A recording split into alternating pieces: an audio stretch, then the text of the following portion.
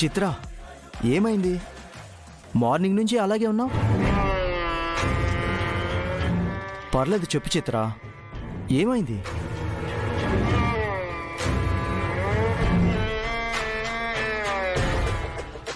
రాథోడ్, నువ్వు హోటల్, నేను ఇటు వెళ్తా. అలాగే మిస్ అమ్మా. అసలు వాళ్ళు నన్ను గుడికి ఎందుకు తీసుకొచ్చావు? ఏదో చెప్పాలన్నావు. అసలు ఏం జరుగుతుందో నాకేం అర్థం కావట్లేదు.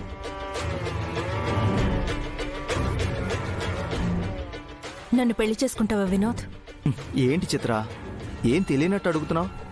2 రోజుల్లో మన పెళ్లి కదా. 2 రోజుల్లో కాదు వినోద్, ఇప్పుడే, ఇక్కడే. నన్ను పెళ్లి చేసుకుంటావా?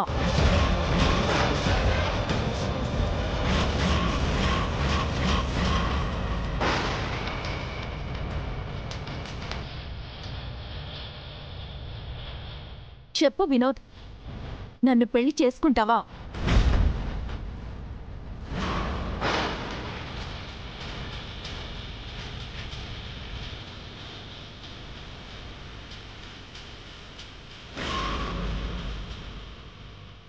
ఏం మాట్లాడుతున్నావు చిత్ర?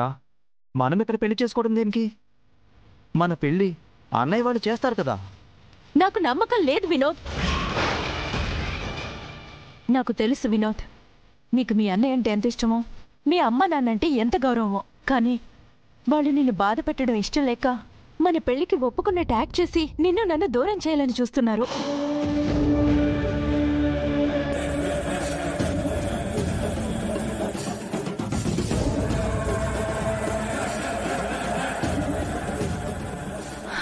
నీకు కష్టంగా ఉన్నా, బాధ కలిగించినా ఇదే నిజం వినోద్. చిత్ర, నువ్వు మా ఇంట్లో వాళ్ళని చాలా తప్పుగా అర్థం చేసుకుంటున్నావు. అవునా? నిన్న బావగారు నిన్ను మా ఆశ్రమానికి ఎందుకు పిలిపించారు? ఇవాళ నువ్వు నా దగ్గరకు వస్తుంటే ఆ బాగి ఎందుకు నిన్ను ఆపింది? మనమున్న ఈ గుడికి మీ ఫ్యామిలీ అంతా ఎలా వచ్చారు వినోద్? నీ దగ్గర దేనికి సమాధానం లేదని నాకు తెలుసు వినోద్. అందుకే వాళ్ళు మనల్ని విడదీసేలోపు మనం భార్యాభర్తలం అయిపోవాలి. నన్ను ఇప్పుడే పెళ్లి చేసుకో.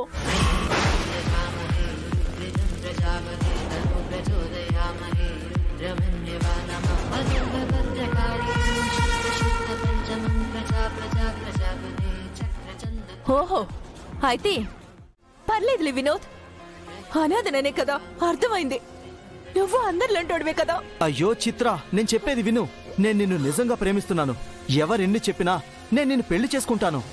అయితే ఇప్పుడే చేసుకో, లేదా నువ్వు నన్ను మర్చిపో.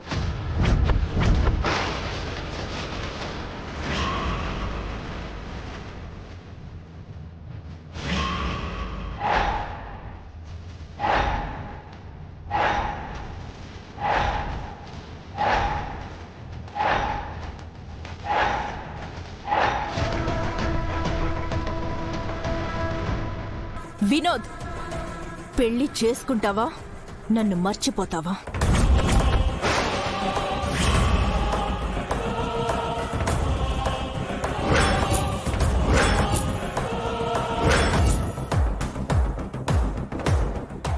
నువ్వొకటి మాత్రం బాగా గుర్తుపెట్టుకో వినోద్.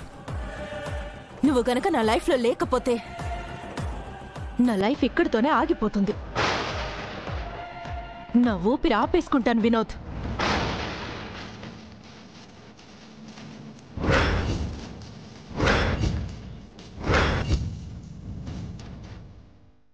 వినోద్,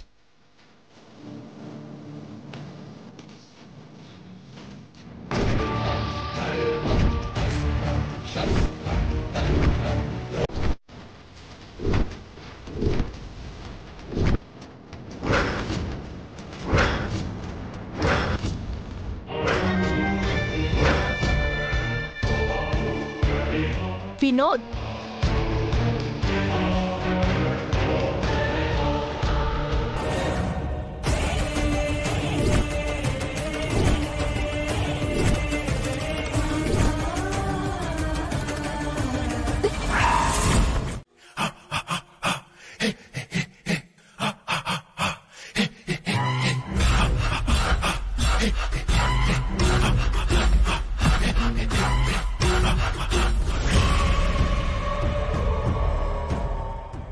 లాయర్ ఇది?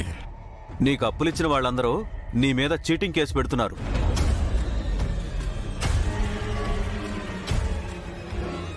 నువ్వు ఆస్తులు అమ్ముతానని చెప్పి అడ్వాన్సులు తీసుకున్న వాళ్ళు కూడా లాయర్స్తో మాట్లాడుతున్నారని తెలిసింది.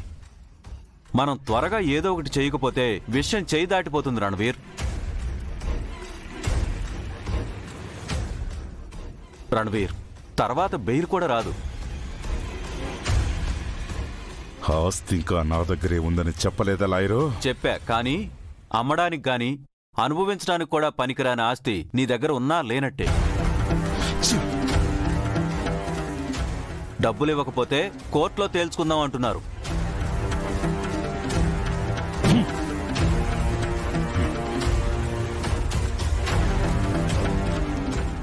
అంజలి చస్తే కాని నా అన్ని సమస్యలు తీరవు లాయరు. ఎలా అయినా సరే అంజలి ప్రాణాలు తీయాలి. అప్పుడే నా ఆస్తి నాకు దక్కుతుంది. నువ్వు అంజలిని తీసుకొచ్చిన 2 గంటల్లోనే అమరేంద్ర నీ గుమ్మలో ఉన్నాడు. అలాంటిది నువ్వు తన కూతురు మీద చేయి వేస్తే ఊరుకుంటాడా?